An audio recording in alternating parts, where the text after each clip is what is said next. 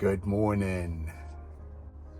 This is day 3 of our little road trip, and we've been having an absolutely wonderful time so far. I mean, the weather's been really hot.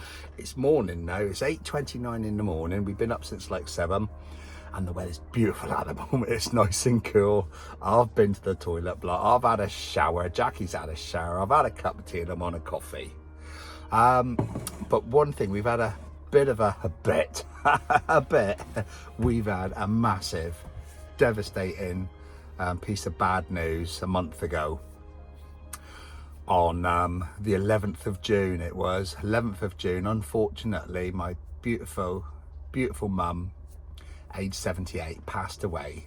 Daphne Myra White. She passed away, 78. We're devastated, honestly. You know, I'm 56. I'm a mummy's boy, and I'm not ashamed to admit it. You know, I was raised to love and respect and adore and fear women by my mum. That's the way she raised me. I'm a mummy's boy. You know, she's always taking care of me with with my dad as well. I mean, I'm a big boy, looks after myself. But anything that ever happens, mum and dad. You know what I mean? I'm always phoning both of them.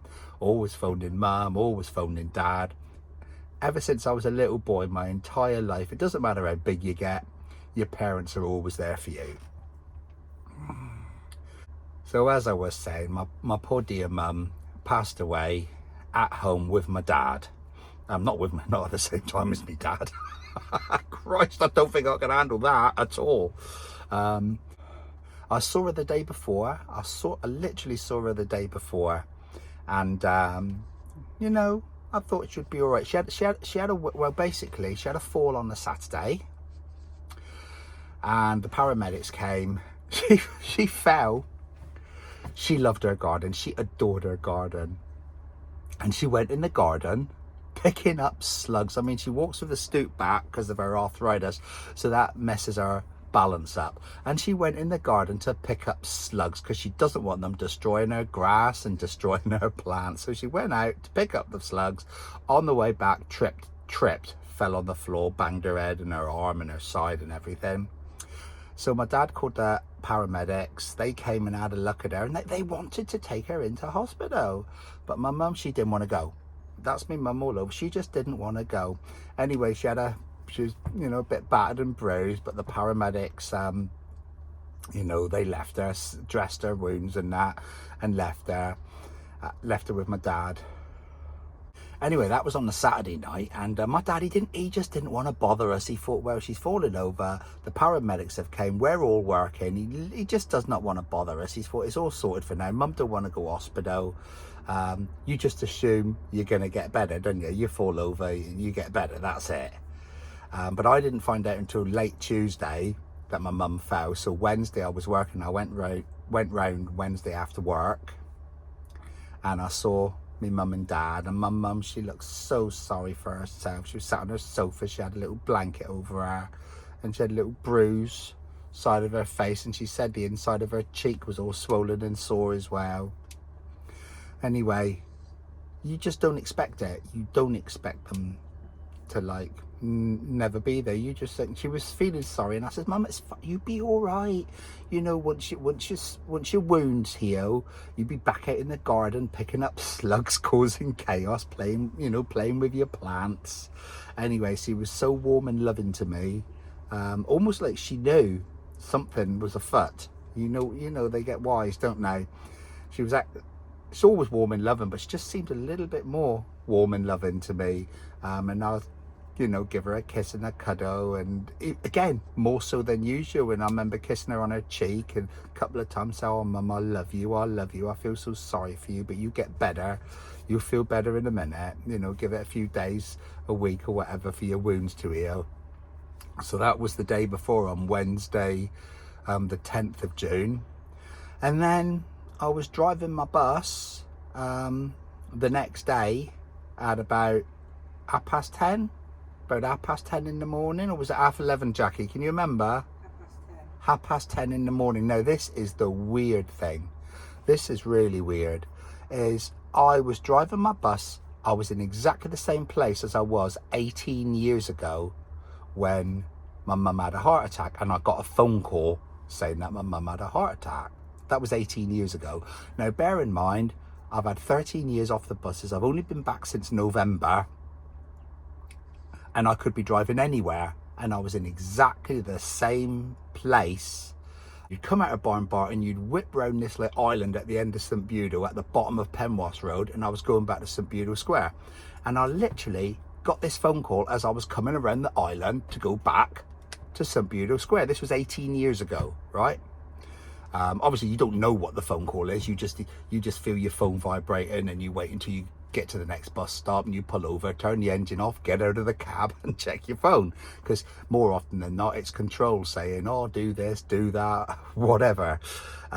Anyway, on this occasion, on this was it, what day was it? Wednesday, Jack? Was it Thursday? It was a Thursday.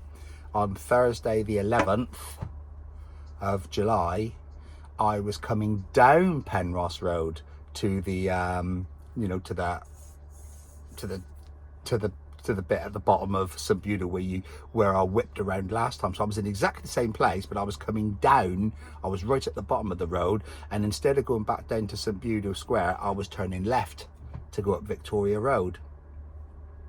So I felt my phone vibrate, and I thought to myself, oh, I wonder if that's control telling me we ain't got a driver, do this, do that. A little bit of me, I did think, oh God, I hope it's not me dad with some bad news, because I don't know, maybe, I don't know. So I pulled around the corner at a bus stop, turned the engine off, got to put the handbrake on, in case anybody's watching, turn the engine off, put the handbrake on, get out of the cab.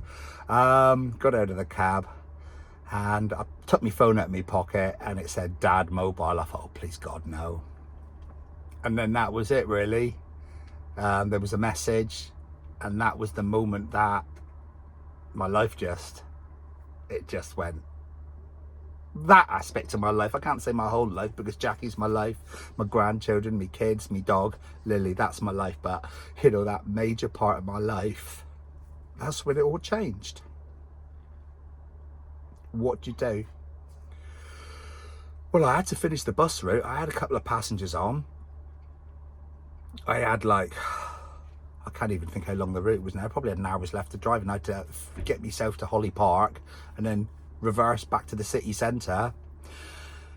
So I rang up control, and I told them that, you know, what had happened, and I'm on a bit of a state, but I'll do my best to drive, and if it gets too much, I'll pull over and say, I don't know what to do. So I was quite choked up. Anyway, I managed to finish the route, got back to town, and then I had to catch a bus back to the depot, because I finished at 2:40. 2:40, phoned Jackie, obviously. I went straight round my dad's, asked if she wanted to come, but she was looking after Lily, and she knew it would be a little bit, and she thought, it's not a pleasant thing.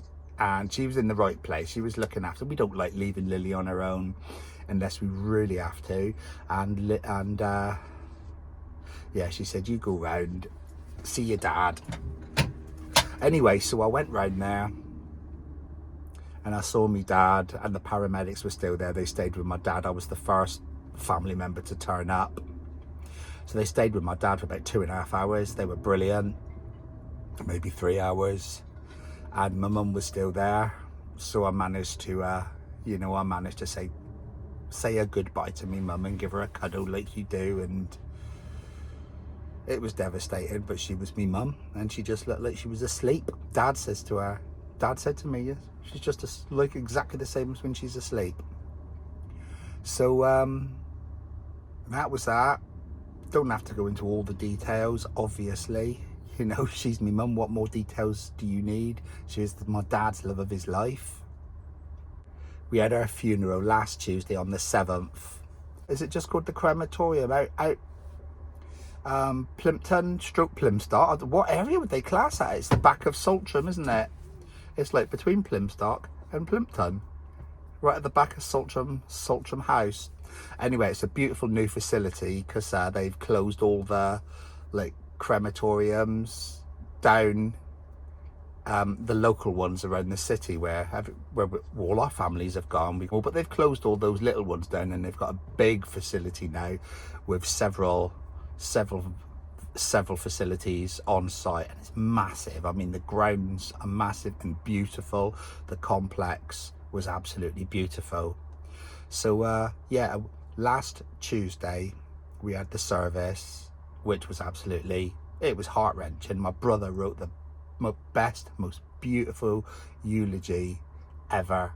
You know, there was things in there that I'd forgotten, things in there that I didn't even know, and beautiful photos came up on the view screen of me mum. It was an absolutely beautiful service. I mean, obviously in some ways it was one of the worst days of your life, but it was so beautiful. You know, the facility was beautiful. Everybody you helped, all the funeral directors, they were absolutely amazing. Me and Jackie, we drove to where the hearse was, at the funeral directors, and followed my mum and my brother as well. My brother Colin, he followed as well. And it was funny because I put on a family chat. I wasn't sure whether I was going to follow. First of all, I thought I'd be too emotional, but I put on the family chat, oh, is anybody following mum? And a lot of them were like, no, we'd be too choked up, I don't think we can. But I thought, well, she needs some sort of escort. I think it's my wife, actually. First of all, I thought I was going to be too upset and I wouldn't have done it, but my wife and my daughter, they thought, no, she needs some sort of escort. So anyway, I put it on the chat. And even my brother Colin he says, oh no, I'm going to meet you there. And so I messaged him directly and I says, oh yeah, any excuse so you don't have to wash and polish the car. And that was kind of the last I heard of it. And then when I turned up at the funeral parlour, my brother Colin and his Mrs. Anne was there, and he says, I couldn't let you go alone, Carl. And he took the car. I mean, none of us are minted. He took the car down the car wash, put it on the most expensive wash, like 20 quid. Some people it's not a lot, but 20 quid. He took it through the most expensive car wash with what do they give it? It's a ceramic coating wash. And I must admit, his car looked blooming beautiful. But so did mine. As you know, I've got my mum and dad's final car they had together, because he gave it to me in December, a Ford Mondeo 2.5 V6 2005. Absolutely beautiful. Anyway, I've recently got the windows tinted and the stereo broke, so I replaced the stereo, because you've got to have good vibes. And I polished the car. I really did. I got this back to black polish, and I washed it with wash and wax, then I buffed it all over, then I polished it all over. And then even the following that was the day before the funeral, and then even the morning of the funeral, I went over it with a polishing cloth as well and buffed it up. And I'm telling you, I was proud of that car. That was mum and dad's final car. My dad always loved his cars, he really did. And mum, we always loved as a family just driving around in them. So I polished the car up, and it was as shiny as the funeral car. The one with my mum in it, and Colin was there with his nice shiny car, and we drove to the crematorium. Saw everyone there, loads of family, friends. Like I said, a beautiful service, and then went to the Jackrabbit for a lovely reception afterwards. And it was a beautiful day, and it was a day that my mum would have liked. She would have loved that day. You know, she was watching over all of us.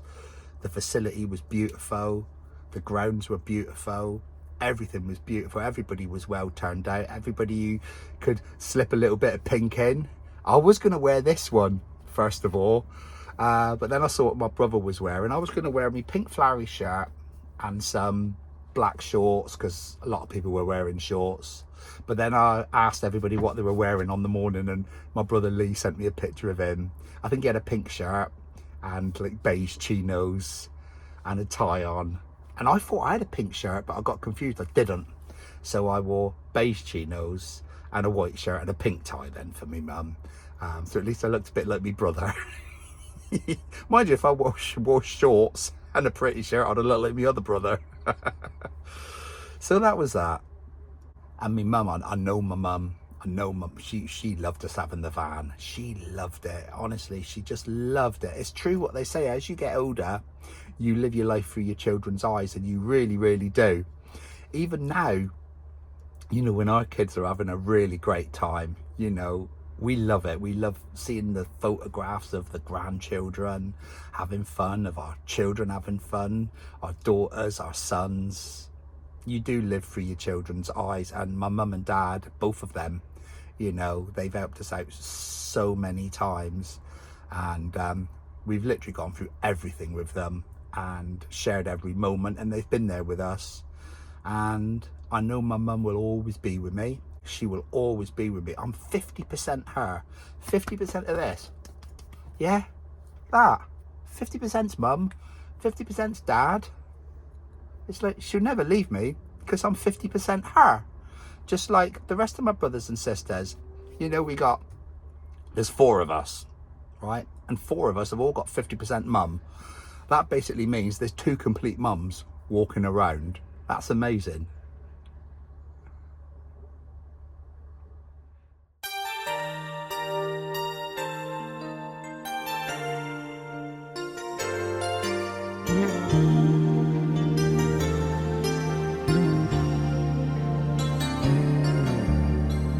I could hardly believe it when I heard the news today. I had to come and get it straight from you. They said you were leaving, someone swept your heart away. From that look on your face, I see it's true. So tell me all about it, tell me about the plans you're making. Oh, tell me one thing more before I go. Tell me, how am I supposed to live without you? Now that I've been loving you so long, how am I supposed to live without you? And how am I supposed to carry on when all that I've been living for is gone?